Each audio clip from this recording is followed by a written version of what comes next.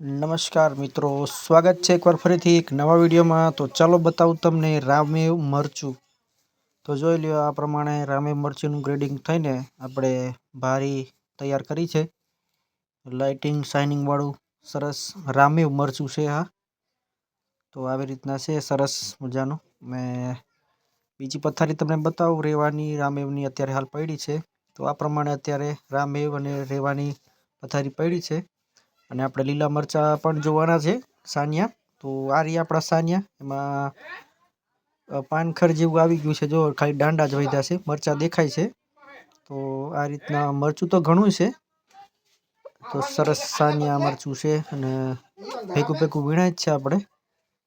તો આ રીતના આપણે મરચાં છે હાલત હમણાં વાયરસ થઈ ગયો છે। ફરીથી તમને બતાવું તો જો સુપર ક્વોલિટી માલ રામેવ મરચું છે, એકદમ શાઇનિંગ વાળું। તમે જોઈ શકો છો, એકદમ સુપર ક્વોલિટી, રેવા જેવું જ આવે રામેવ।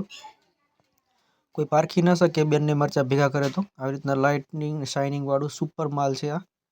તો હજી થોડુંક હવા વાળું છે, એટલે આપણે આને હજી 2-3 દિવસ સુકાવા દેવાનું છે। ખૂબ સરસ મરચું છે રામેવ પણ।